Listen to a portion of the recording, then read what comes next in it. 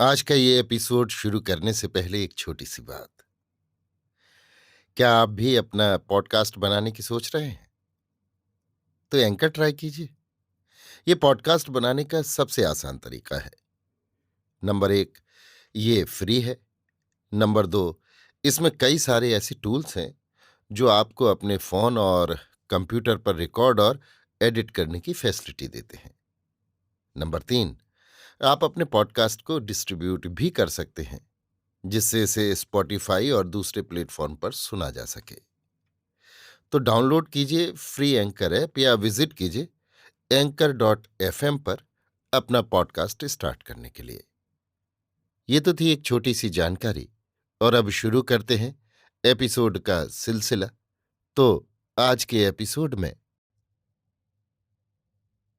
लीजिए सुनिए मुंशी प्रेमचंद के लिखे उपन्यास प्रेमा के पहले भाग सच्ची उदारता को मेरी यानी समीर गोस्वामी की आवाज में। संध्या का समय है। डूबने वाले सूर्य की सुनहरी किरणें रंगीन शीशों की आड़ से एक अंग्रेजी ढंग पर सजे हुए कमरे में झांक रही हैं, जिससे सारा कमरा रंगीन हो रहा है। अंग्रेजी ढंग की मनोहर तस्वीरें जो दीवारों से लटक रही हैं, इस समय रंगीन वस्त्र धारण करके और भी सुंदर मालूम होती हैं।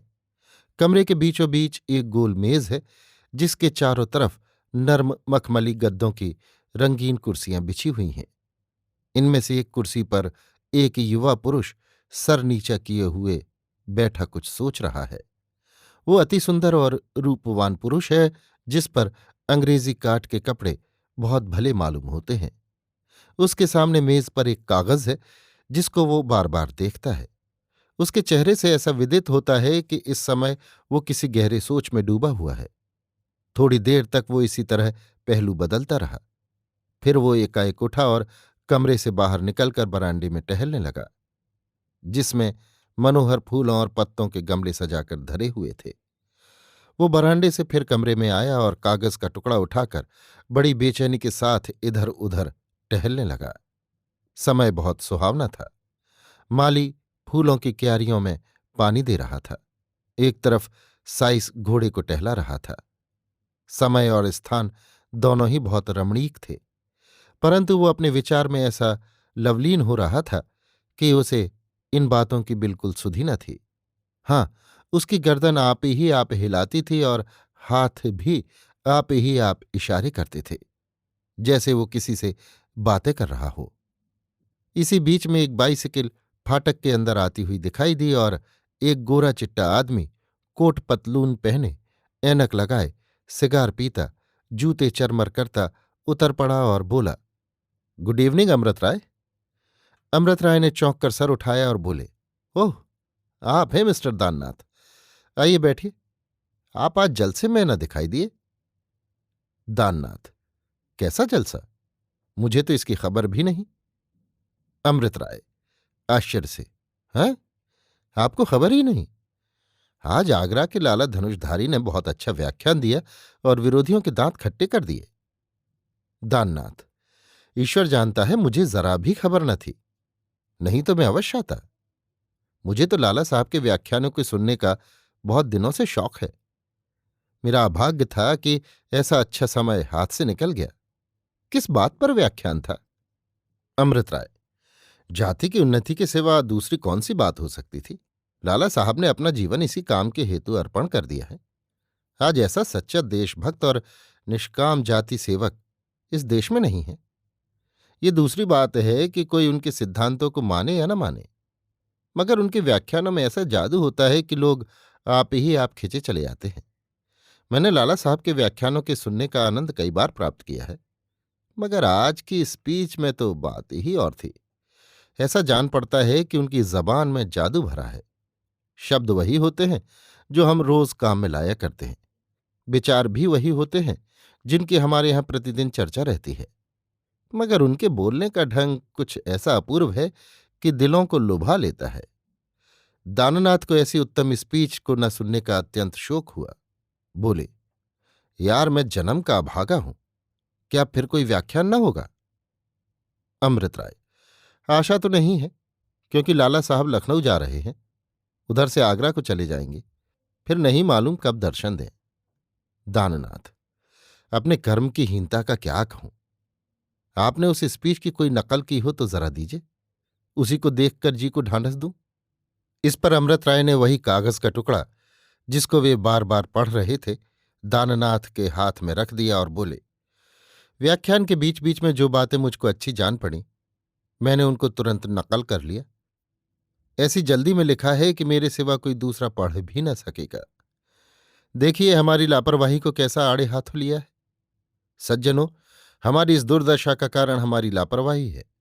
हमारी दशा उस रोगी की सी हो रही है जो औषधि को हाथ में लेकर देखता है मगर मुंह तक नहीं ले जाता। हाँ भाइयों, हम आंखें रखते हैं मगर अंधे हैं, हम कान रखते हैं मगर बहरे हैं, हम जबान रखते हैं मगर गूंगे हैं। परंतु अब वो दिन नहीं रहे कि हमको अपनी जीत की बुराइयां न दिखाई देती हों। हम उनको देखते हैं और मन में उनसे घृणा भी करते हैं, मगर जब कोई समय आ जाता है तो हम उसी पुरानी लकीर पर जाते हैं और नई बातों को असंभव और अनहोनी समझकर छोड़ देते हैं। हमारे डोंगे का पार लगना, जबकि मल्लाह ऐसे बोधे और कायर हैं, कठिन ही नहीं प्रत्युत दुस्साध्य है। अमृत राय ने बड़े ऊंचे स्वरों में उस कागज को पढ़ा। जब वो चुप हुए तो दाननाथ ने कहा, निस्संदेह बहुत ठीक कहा है, हमारी दशा के अनुकूल ही है। अमृत राय, मुझको रह रहकर अपने ऊपर क्रोध आता है कि मैंने सारी स्पीच क्यों न नकल कर ली। अगर कहीं अंग्रेजी स्पीच होती तो सवेरा होते ही सारे समाचार पत्रों में छप जाती, नहीं तो शायद कहीं खुलासा रिपोर्ट छपे तो छपे। रुककर, जब से मैं जलसे से लौटकर आया हूं तब से बराबर वही शब्द मेरे कान में गूंज रहे हैं। प्यारे मित्र, तुम मेरे विचारों को पहले से जानते हो। आज के व्याख्यान ने उनको और भी मजबूत कर दिया है। आज से मेरी प्रतिज्ञा है कि मैं अपने को जाति पर न्यौछावर कर दूंगा। तन मन धन सब अपनी गिरी हुई जाति की उन्नति के निमित्त अर्पण कर दूंगा। अब तक मेरे विचार मुझ ही तक थे, पर अब वे प्रत्यक्ष होंगे। अब तक मेरा हृदय दुर्बल था, मगर आज इसमें कई दिनों का बल आ गया है। मैं खूब जानता हूं कि मैं कोई उच्च पदवी नहीं रखता हूं, मेरी जायदाद भी कुछ अधिक नहीं है, मगर मैं अपना सारा जमा जथा अपने देश के उद्धार के लिए लगा दूंगा। अब इस प्रतिज्ञा से मुझे कोई डिगा नहीं सकता। जोश से, ए थक कर बैठी हुई कौम, ले तेरी दुर्दशा पर आंसू बहाने वालों में एक दुखियारा और बढ़ा। इस बात का न्याय करना कि तुझको इस दुखियारे से कोई लाभ होगा या नहीं, समय पर छोड़ता हूं। ये कहकर अमृत राय जमीन की ओर देखने लगे। दाननाथ, जो उनके बचपन के साथी थे और उनके स्वभाव से भली भांति परिचित थे कि जब उनको कोई धुन सवार हो जाती है तो आगा पीछा कुछ नहीं सोचते, समझाने लगे, मित्र तुम कैसी लड़कपन की बातें करते हो। तुमको शायद अभी मालूम नहीं कि तुम कैसा भारी बोझ अपने सिर पर ले रहे हो। जो रास्ता अभी तुमको साफ दिखाई दे रहा है वो कांटों से ऐसा भरा है कि एक एक पग धरना कठिन है। अमृत राय, अब तो जो होना हो सो हो। जो बात दिल में जम गई वो जम गई।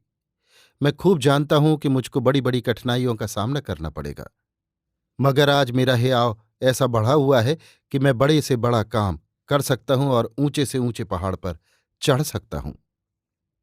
दाननाथ, ईश्वर आपके उत्साह को सदा बढ़ावे। मैं जानता हूं कि आप जिस काम के लिए उद्योग करेंगे उसे अवश्य पूरा कर दिखाएंगे। मैं आपके इरादों में विघ्न डालना कदापि नहीं चाहता, मगर मनुष्य का धर्म है कि जिस काम में हाथ लगावे पहले उसका ऊंच नीच खूब विचार ले। अब प्रच्छन्न बातों से हटकर प्रत्यक्ष बातों की तरफ आइए। आप जानते हैं कि इस शहर के लोग सब के सब पुरानी लकीर के फकीर हैं। मुझे भय है कि सामाजिक सुधार का बीज यहां कदापि फल फूल न सकेगा और फिर आपका सहायक भी कोई नजर नहीं आता। अकेले आप क्या बना लेंगे। शायद आपके दोस्त भी इस जोखिम के काम में आपका हाथ न बटा सकें। चाहे आपको बुरा लगे, मगर मैं ये जरूर कहूंगा कि अकेले आप कुछ भी न कर सकेंगे। अमृत राय ने अपने परम मित्र की बातों को सुनकर सिर उठाया और बड़ी गंभीरता से बोले, दाननाथ, ये तुमको क्या हो गया है। क्या मैं तुम्हारे मुंह से ऐसी बोधेपन की बातें सुन रहा हूं। तुम कहते हो अकेले क्या बना लोगे? अकेले आदमियों की कारगुजारियों से इतिहास भरे पड़े हैं। गौतम बुद्ध कौन थे?